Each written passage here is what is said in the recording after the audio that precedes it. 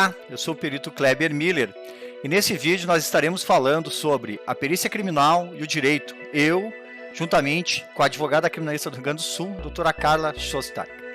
Então, entre os assuntos, como é que se ingressa na perícia criminal, o que fazem os peritos criminais, quais as atividades da perícia criminal e como atuam os advogados, os assistentes técnicos. Então, esta é só a primeira parte. Fica com a gente, aproveita, se inscreve no canal, já deixa o like no vídeo e nos acompanhe. Olá, uma boa noite a todas e todos que estão entrando. Nós vamos conversar hoje com o Dr. Kleber sobre a importância do assessoramento técnico-pericial para os operadores do direito, um assunto de extrema importância, né? É uma atuação que nos auxilia muito, né, nos nossos processos. E para quem não me conhece, meu nome é Carla, sou advogada aqui em Porto Alegre, no Rio Grande do Sul. E eu estou como presidente da Comissão da Mulher da ABA do Rio Grande do Sul. Estou fazendo especialização na área do direito médico e tenho especialização na área do direito empresarial pela PUC. Então, vou deixar que o doutor se apresente. Seu currículo é bem extenso, então aí o senhor fala os pontos. Sou perito criminal, sou engenheiro químico, né? Na perícia criminal aí eu trabalhei em várias áreas. Eu iniciei lá na área da engenharia, aí muito veículos, né? Até tem umas obras da perícia, algumas estão aqui, né? No início, lá no começo, na parte eu trabalhei com balística, aí depois, a convite, eu também fiz umas funções de chefia, eu fui para informática, trabalhei com informática, trabalhei com vídeo. Uhum. Aí depois eu trabalhei com uma área até com licitações, eu trabalhei, o perito Áureo Martins me convidou, aí eu coordenei uma área de projetos, aí licitações, tive que aprender um pouco de licitações. Aí fui para a área de informática meio também, auxiliei a informatizar o DML, então tudo isso aí depois acabou, participei de grandes projetos, assim, fui convidado para trabalhar na Olimpíada, né, o perito Eduardo, pessoal do Rio de Janeiro, os Jogos Pan-Americanos primeiro, né, a gente foi convidado, aí depois eu fui convidado para trabalhar no projeto de informatização da Copa do Mundo, aí nós trabalhamos na segurança da Copa do Mundo, montamos um projeto de gestão, que eu não me lembro, não recordo de ter tido um outro projeto, né, que até a gente chamou de IGP, que é o nome, né, que era inovação, gestão e produtividade, que era uma coisa que nós acreditávamos. E aí ele falou comigo, né, e disse, não, Kleber, eu gostei muito do projeto de vocês, né, e eu queria que tu fosse o diretor-geral, assim, né, estamos preparados aí, né. Assim que eu me aposentei, já fui convidado, né, pela Procuradoria, pelo doutor Dalazen, né, tem um agradecimento muito grande também, o Vacaro e outros promotores aí do Rio Grande do Sul, que me convidaram para o gabinete de assessoramento do Ministério Público, né. Até que nós vamos entrar nesse assunto aí. A diferença da perícia criminal e do assessoramento técnico, né? Sim, mas antes da gente entrar, eu gostaria que o senhor falasse como que escolheu a área da perícia, assim, o que despertou na faculdade, o que despertou ir para esse lado, para essa área? Isso é muito engraçado. Eu sou engenheiro, né? Eu estava fazendo engenharia química, e eu sempre fui muito estudioso, assim, sempre gostei, gosto de estudar, né? E gosto mesmo, desde criança, leio muito, né? Gosto de ler, pai professor, né? Sempre li muito. E eu sempre entrei na engenharia, tinha um concurso para o Banco do Estado, né? Banco do Estado do Rio Grande do Sul. Aí eu fiz concurso, as pessoas disseram, vou fazer concurso, porque na URGS tem aula de manhã, tem aula de tarde, né? E aí eu fiz concurso. E aí as aulas, o trabalho era à noite, era de madrugada. Então eu trabalhava no Banrisul de madrugada. Processamento de dados, que aí tem uma coisa muito forte no meu perfil, que começou com isso, é eu botar informática em quase tudo que eu faço, né? E quando nós estávamos lá, tinha o perito Oris Rison, o perito Rodrigo Kleinubi, que eram do Banrisul, né? E descobriram esse concurso para a perícia. Eu, sinceramente, eu não sabia nem o que a perícia fazia. Eu não tinha a mínima ideia do que a perícia criminal fazia na época. que nós não temos esse acesso que nós temos hoje. Né? Mas é uma coisa interessante, porque aplicar o teu curso superior, né, poder usar o curso superior, ser engenheiro químico da URGS, né, então nós prestamos concurso na época, os concursos eram bem diferentes, né, e aí, quando a gente entrou, sinceramente, a gente foi começar a saber o que a perícia fazia, e depois passou, e depois começaram as aulas, começaram a ensinar, eu sabia que era um trabalho que tinha estabilidade financeira, era um cargo público lá esse processamento é seletista, né? Então, umas coisas esquisitas acontecendo lá, é que eu comecei a ver essas coisas de governo, né? Entra governo, muda tudo. Uhum. Aí entramos para perícia, aí perícia é paixão, né? A gente entra e tu entra numa área, tu começa a te aprofundar, tu começa a gostar, né? E eu digo que não existe ex-perito, né? Que nem ex-gremista, que eu sou gremista, não tem ex-gremista e não tem ex-perito, né? Então, a gente, depois que a gente vira perito, é uma coisa muito bacana, assim, porque para quem gosta de estudar, e lá dentro da perícia a gente às vezes consegue se direcionar para outras áreas, né, trabalhar em outras áreas. Essa tinha me pedido até que eu falasse do concurso, né, os concursos hoje mudaram um pouco, né, então, até para o pessoal entender, né, acho que o pessoal sempre tem muita dúvida, né. Eles têm muita dúvida, assim, de como que a gente pode ser um perito, né? Que cursos fazer, né? Quem pode fazer, se é através de concurso ou não, se é por indicação, quem pode fazer. Aí, se o senhor puder dar uma... o concurso... o interessante, a primeira coisa que eu digo, pessoal, é procurar os editais, né? Editais de concurso. O perito criminal oficial, ele é um servidor público concursado. Nível superior, tem uma tendência a áreas das ciências naturais, né? Então eu vejo hoje muito claro assim, a física, a química e a biologia aplicada muito fortes, né? Então, os legistas são médicos, os engenheiros normalmente têm um vasto campo de atuação, a engenharia química, civil, todas elas, a farmácia, a química, a biologia, então tem várias áreas aí que tem bastante espaço assim, nos concursos, né? Então, o pessoal tem que cuidar, né? O que habilita para concurso é o curso superior e cursos específicos, né?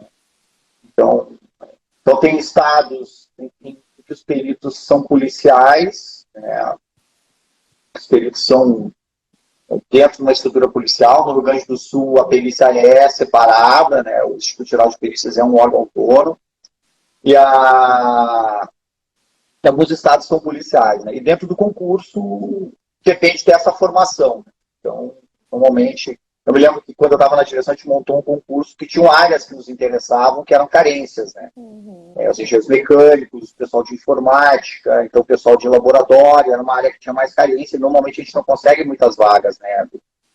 Para liberar vagas para concurso. Então, esse último concurso do Banrisul, se procurarem, ali vai aparecer meu nome lá, como diretor-geral, né? Que a nossa equipe aí que montou aí o Eduardo, o Lucas Toniolo, né? O Jackson Dobrovski, essa turma aí que montou o edital, o pessoal se debruçou, né?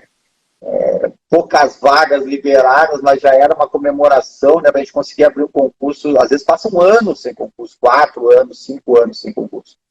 Então, a montar os concursos também, exatamente, as experiências faz parte do crescimento, aí, como diz aí o Valdirene. Essas experiências todas acabam, isso que eu digo pro pessoal todo que me acompanha, né, alunos aí, a gente vai, a oportunidade que tu tiver de aprender alguma coisa, pode ser que daqui a pouco tu utilize lá na frente. Por exemplo, eu usei a informática para várias coisas, o inglês é muito bom, né? Português é fundamental, então essa gurizada tem um filho aí de 20 anos, tem que estudar de tudo, cara. Tu não sabe o que tu vai precisar lá na frente, tudo isso aí pode te ajudar, né? Então, eu acho que é mais ou menos por aí, né? O que mais? E quais as... Vamos ver as nossas perguntas aqui.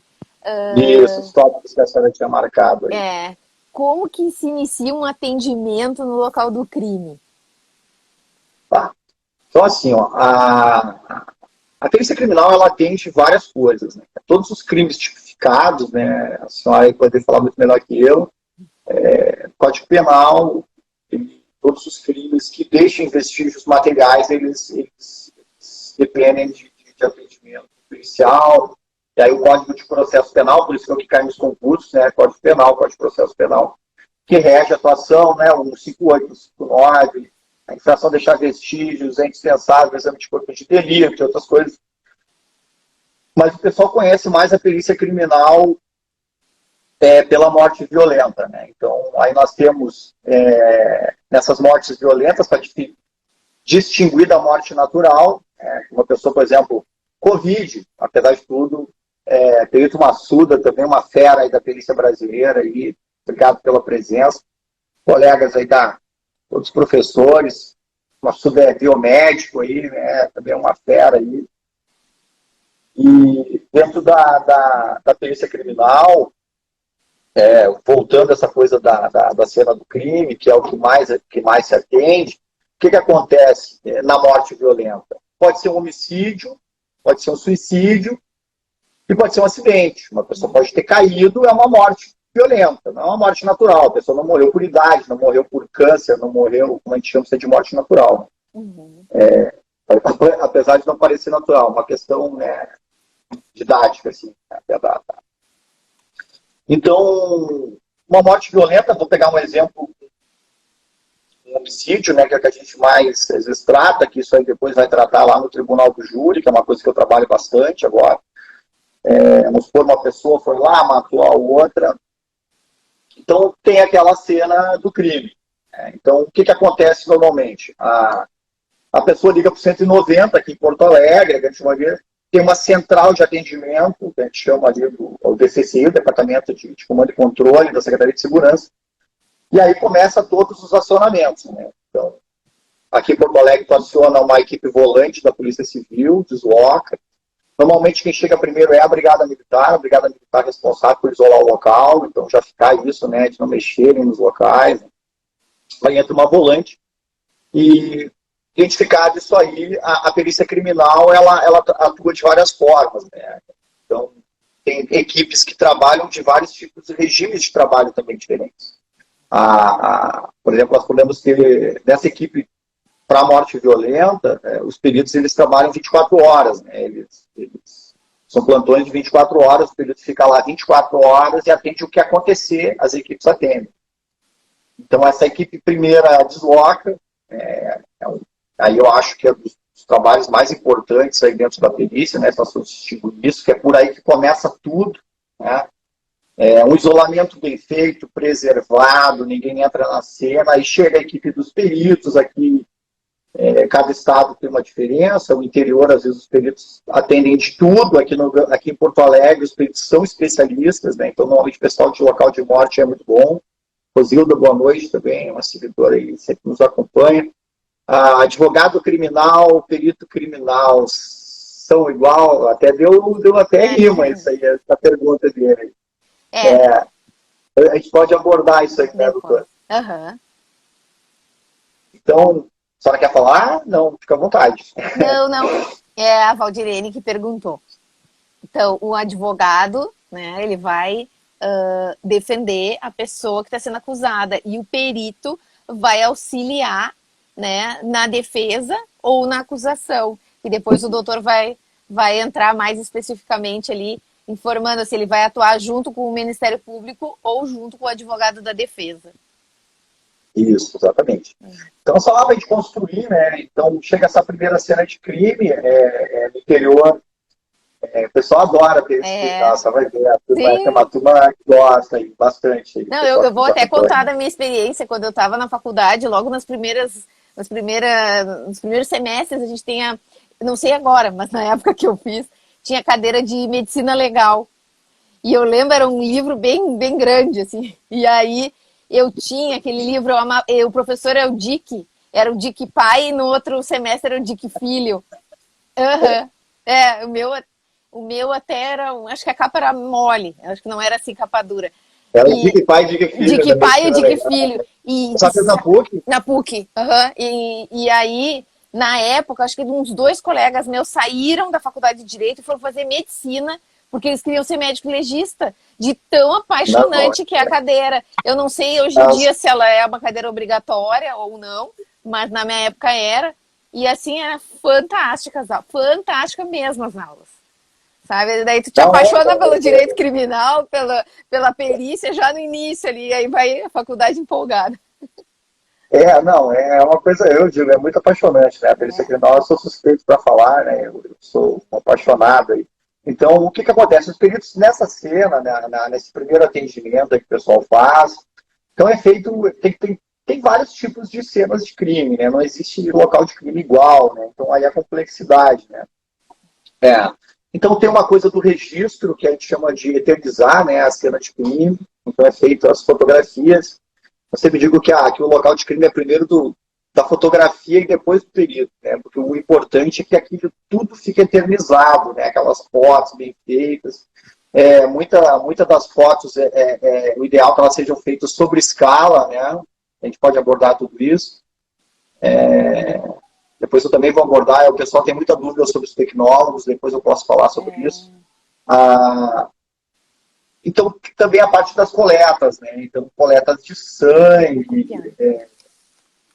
análise de manchas de sangue, que é uma coisa muito interessante, é um troço até, análise de perfis de manchas de sangue.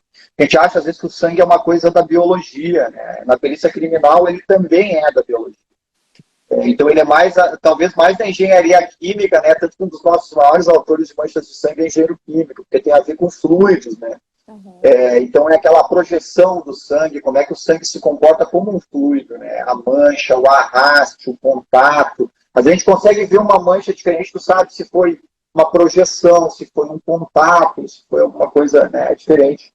Até alguns casos que eu estou analisando agora, bem interessantes sobre a ótica, né? Até falei com o colega aí do Mato Grosso que está me ajudando, que é um dos professores aí de mancha de sangue. Então tem várias coisas na cena do crime. Tem uma arma, essa arma é coletada, aí um assunto muito importante, que eu acho muito importante. Eu estou trabalhando em alguns casos aí em que eu sou bastante incisivo nisso, em relação à cadeia de custódia. Eu acho que em muitos casos, acho que essa coisa vai mudar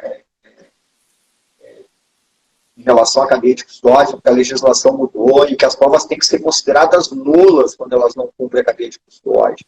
E o que a gente tem presenciado é locais de crime, perícia criminal, o Estado indo no local para averiguar como a vida daquele cidadão foi eliminada, entre outras coisas. Se a senhora vê essas bolinhas azuis aí, esses aí são todos, grande maioria, peritos criminais aí nessa campanha do Vacina IGP, né, que eu sou um grande apoiador aí de vacinar os nossos servidores aí do IGP. O pessoal todo de bolinhas azuis aí, que é a cor da Associação de Criminalística, aí, essa campanha aí. Obrigado, colega. Aqui. Obrigada, uma boa noite e obrigada por estarem aqui conosco. Então, tem toda essa coisa, né? Uma arma, por isso que eu estou falando da cadeia de custódia, né? Então, a gente está acompanhando alguns casos aí, casos bastante polêmicos, em que o notebook, celulares sendo pegos e não são custodiados como prevê a cadeia de custódia. A lei ela é muito clara, né? Tanto que a lei anticrime, a 13964, ela foi bem incisiva em relação a isso, como é que se faz todos os passos da cadeia de custódia, da coleta, da embalagem, do lacre. Isso aí, por exemplo, o celular não pode ser aberto pela polícia, os celulares têm que ser lacrados, têm que ser desligados, eles têm que ser levados para a perícia criminal para serem analisados sob risco de nulidade dessas provas. Né? Então, tem casos bastante polêmicos, né? Alguns deles eu sou assistente, até não vou referir, né? Porque eu estou atuando nos casos até sob sigilo, mas eu tenho identificado várias irregularidades sobre a ótica da cadeia de custódia, que é uma coisa muito importante, porque nós temos que acreditar, no final, que aquela caneta que eu coletei lá na cena do crime, quando eu enxergar ela no tribunal do júri, eu tenho certeza que é a mesma caneta. Aquela gotinha de sangue que eu peguei lá, que eu vou colocar ela, que eu vou coletar, que eu vou lacrar, que eu vou analisar, eu não posso. Então tem casos emblemáticos, filmes emblemáticos, aí como o J. Simpson, para quem gosta, né, que aborda um crime que ele não foi condenado por falhas na cadeia de custódia. E o Brasil ele vem engatinhando isso. Hoje a lei obriga, né, que até que os órgãos periciais tenham essas centrais de custódia. Então, isso é um assunto que vai ser bastante recorrente aí, em termos da cadeia de custódia, de preservação, e também de uma forma de valorização da perícia criminal.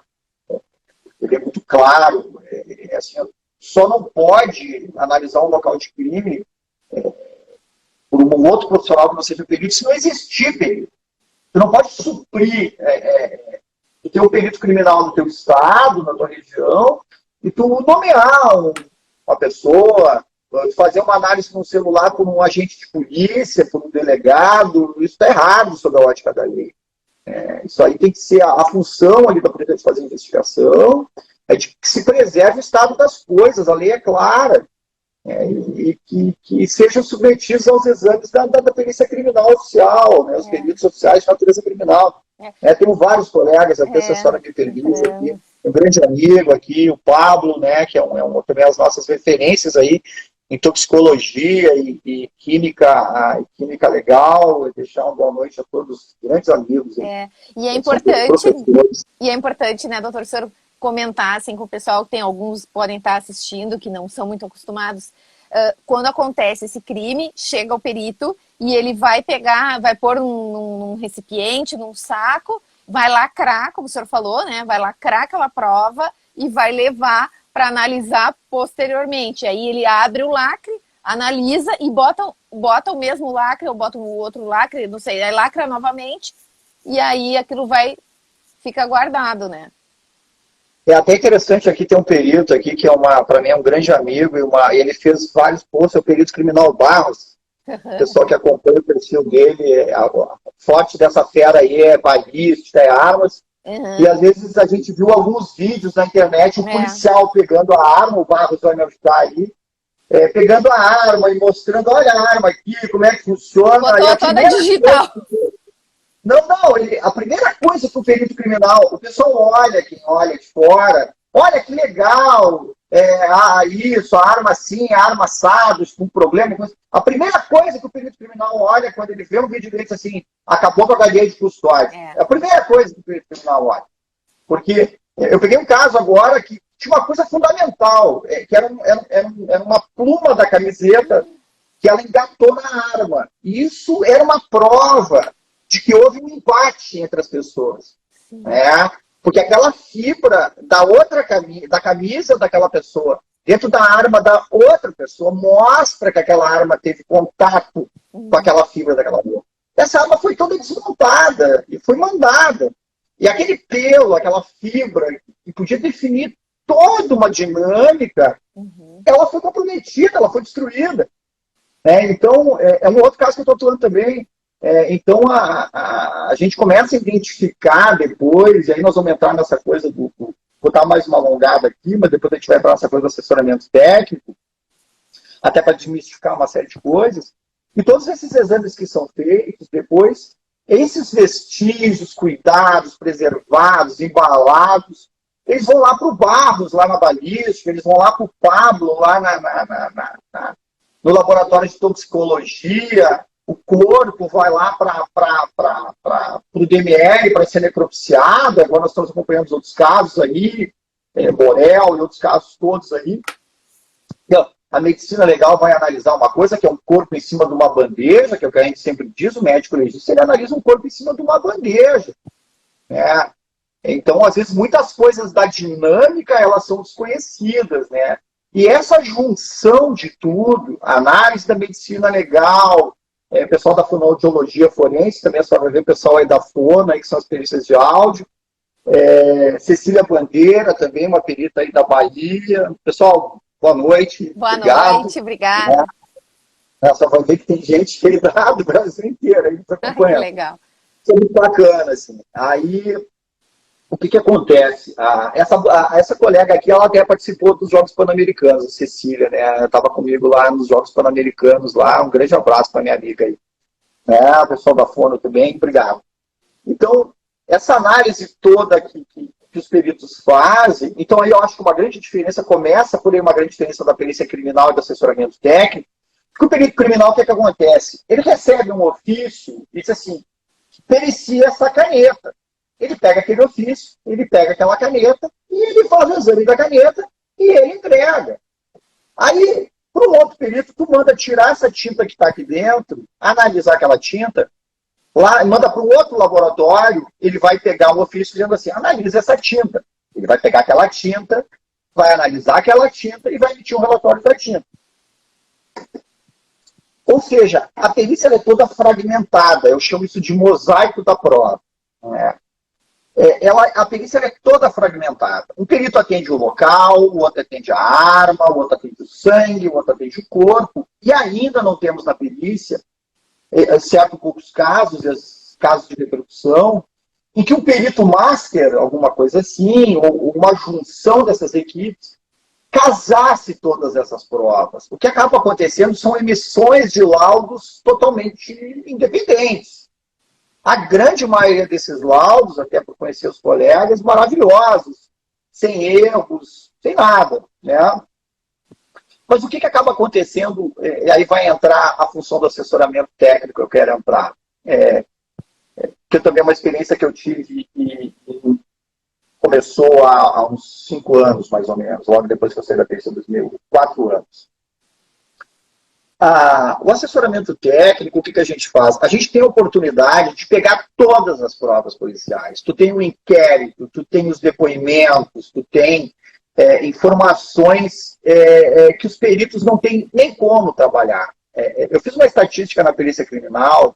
A perícia criminal do Rio Grande do Sul hoje deve ter, sei lá, 700 servidores, não sei quantos servidores. Peritos disso é muito pouco, eu tinha os dados aqui. São 200 mil laudos. Eu pego processos, a senhora conhece, 1.000 páginas, 2.000 páginas. Imagina um perito que, antes de atender, eles recebem lá um lote de armas. Imagina se cada arma ele vai ter que ler um processo de 1.000 páginas, 2.000 páginas.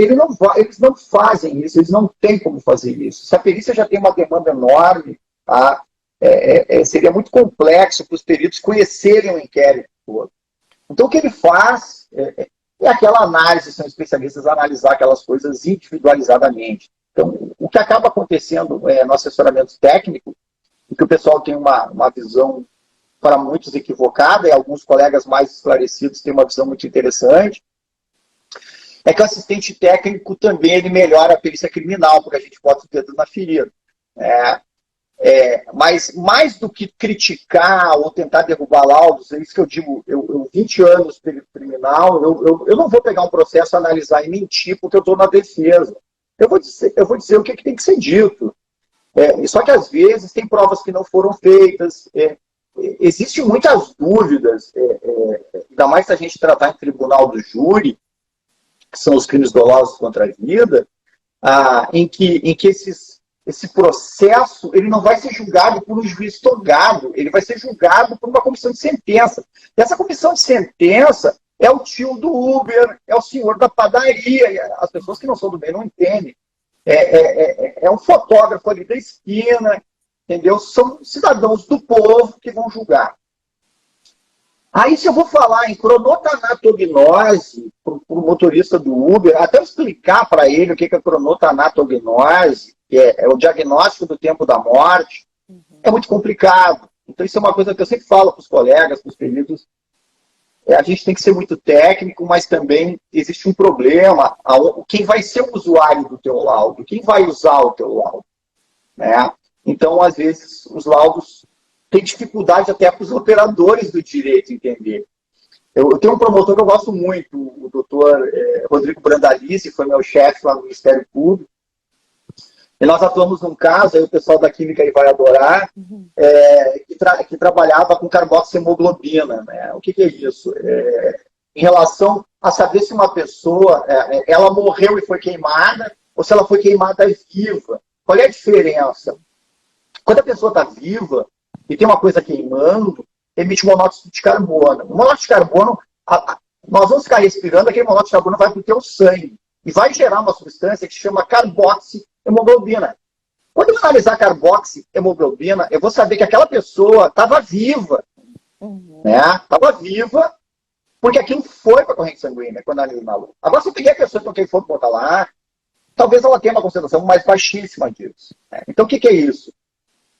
Vai definir a causa da morte. Né? Tem um caso que nós atuamos em que o Rio Grande do Sul apoiou um outro estado, em que o casal estava dentro de um quarto e pegou tipo tijolo de gás cortado e botou uma lenha dentro e queimou.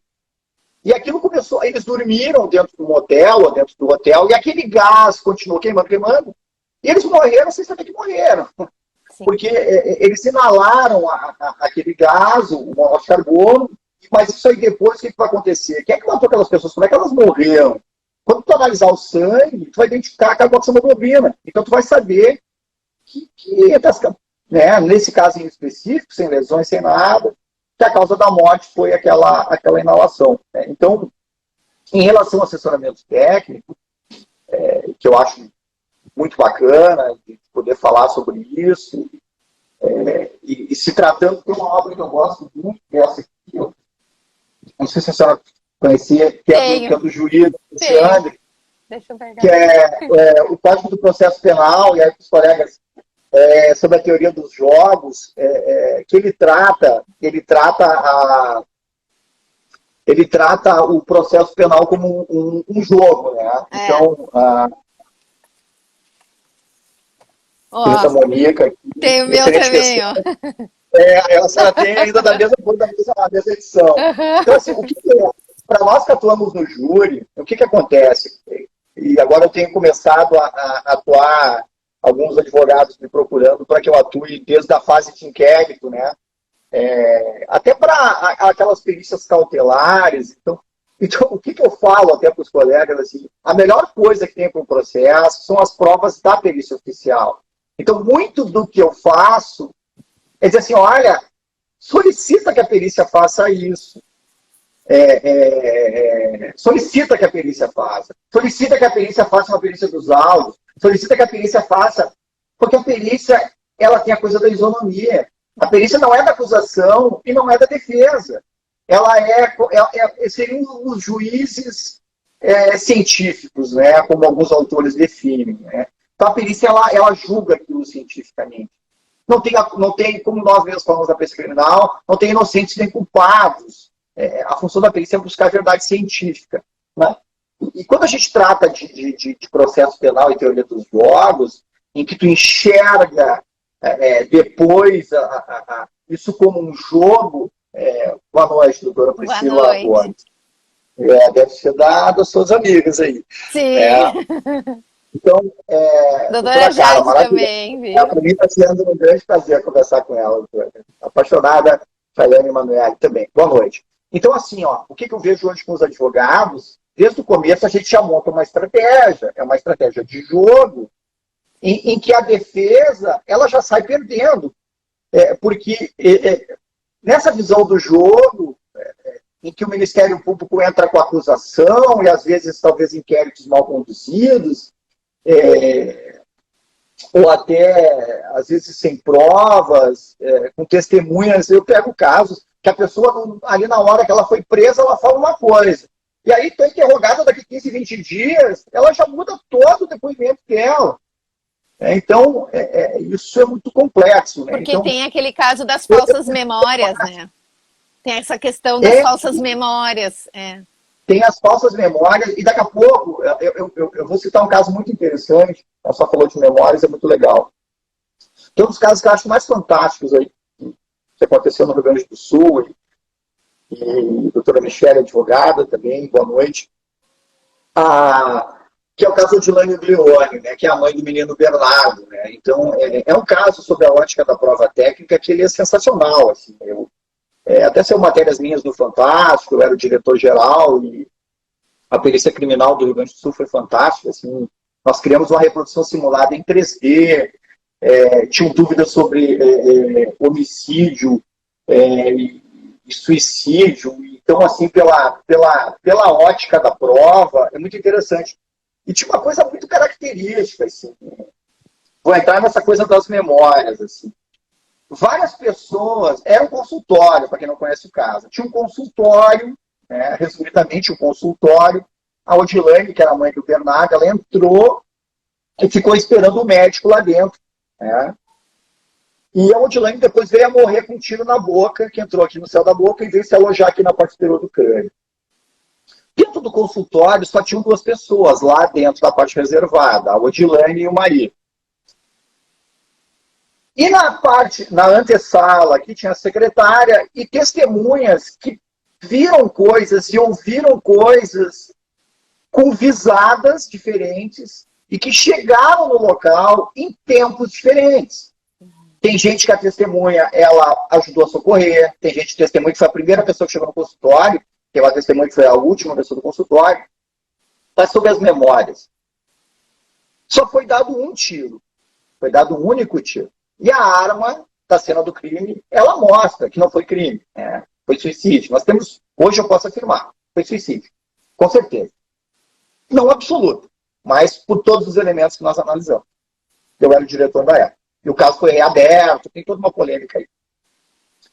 Foi dado um único tiro. Por quê? A primeira coisa que o perito faz uma arma, ele abre a arma, vê qual a munição, quantas munições foram deflagradas, e ela tinha um único tiro. Então foi dado um único tiro. Tem testemunhas que falaram em 2 tiros, e tem testemunhas que falaram em 3 tiros.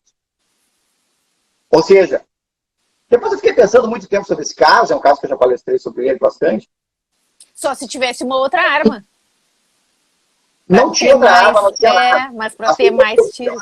É assim, a questão das falsas memórias. E não é só falsas memórias também. Tem as falsas memórias, mas tem uma outra coisa que depois eu fiquei viajando em relação ao caso. A gente se debruça nesses casos, a gente dorme sobre o caso. Também, esse caso eu já estudei várias vezes. Eu vi que tem uma cadeira que ela está junto à parede. Eu fiquei imaginando, quando essa cadeira bateu na parede, que o médico saiu correndo, pá, um barulho, a pessoa acha que isso foi um tiro. Ela pode ter ouvido um barulho que foi um tiro. A pessoa pode ter ouvido 3 barulhos, mas não obrigatoriamente 3 tiros. Exato. E muitas pessoas, com as entrevistas, com todo o tempo passado, daqui a pouco elas começam a acreditar que viram coisas. E tem uma coisa muito perigosa, que eu vejo em grandes casos, por isso que eu tenho muito cuidado para falar sobre algum caso, comentar sobre algum caso que eu não estou analisando, ou que outras pessoas estão analisando, o que está no meio das investigações. Eu acho uma imprudência muito grande. Bom, esse é só o final da primeira parte, essa conversa que nós tivemos lá no Instagram, que nós estamos passando aqui para o YouTube.